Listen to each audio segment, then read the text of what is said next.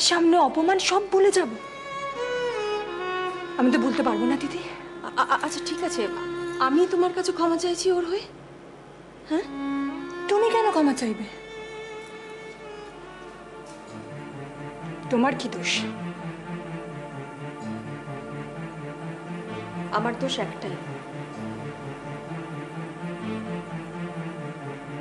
যে তোমাকে অপমান করেছে সে আমার স্বামী। আর আমার দোষ বোধহয় এটাই না, যে আজ আমার স্বামী আর বেঁচে নেই। চুপ করে আছো কেন দিদি? উত্তর দাও।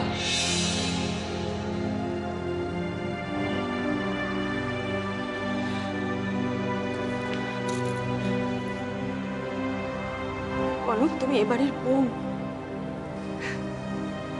আমার ছোট বোনের মতন। এসব কথা ভেবও না, আর কোনোদিন বলো না। আমি কোনোদিন শুনতে চাই না তোমার মুখে এসব।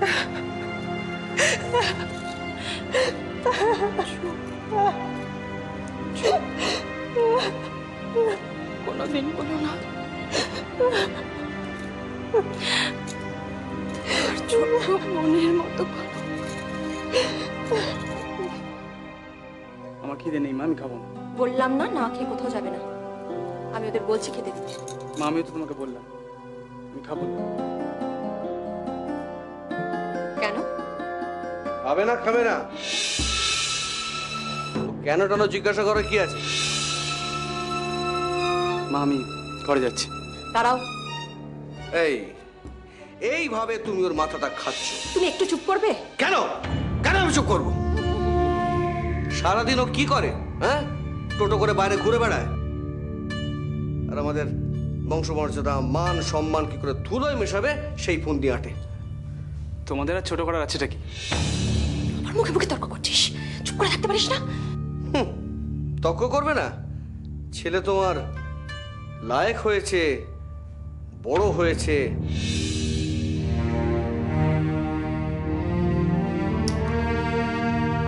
ওকে বোঝাও।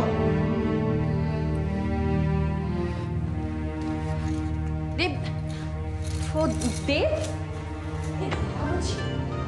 এই পরীক্ষার রেশ কাটিয়ে ওরা যেন খুব সুখে থাকে, আর আমার মতো যেন পেয়েও হারাতে না হয়।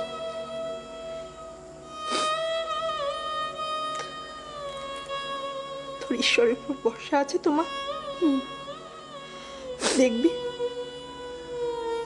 যা করবেন সব ভালোর জন্যই করবেন, কিচ্ছু ভাবিস না মা। হ্যাঁ গো, একবার গিয়ে দেবটাকে দেখে আসি। যাই না বসুটা, শুয়ে পড়ো, রাত এখন অনেক বাকি আছে। দেখো, স্নেহ ভালো, কিন্তু অন্ধ স্নেহ ভালো নয়। তুমি তো দুঃস্বপ্ন দেখছো, আর আমি তো সত্যি সত্যি দেখছি চোখের সামনে যা ঘটতে চলেছে। দেব যা শুরু করেছে তাতে করে আমার মান সম্মান, বংশমর্যাদা সব একদম ধুলোয় মিশে যাবে। তুমি বরং শুয়ে পড়ো, আমি গিয়ে ওকে একবার দেখে আসি। না না না, তুমি শুয়ে পড়ো। সারাদিন ছেলেটা দু চোখের পাতা এক করেনি, এখন একটু ঘুমোচ্ছে। ওকে ওকে গিয়ে আর ঘুমটা ভাঙিয়ে দিও না, ওকে একটু ঘুমোতে দাও। শুয়ে পড়ো বসুদা, কিচ্ছু হবে না, ও ঠিক থাকবে।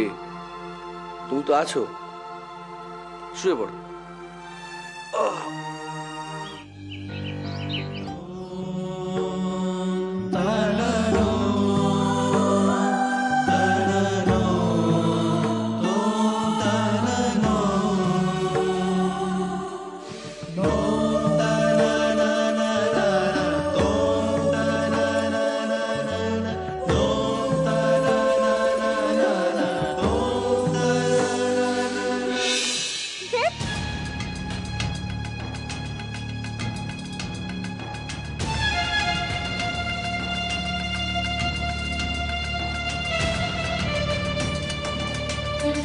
কোথায় যাচ্ছিস তুই?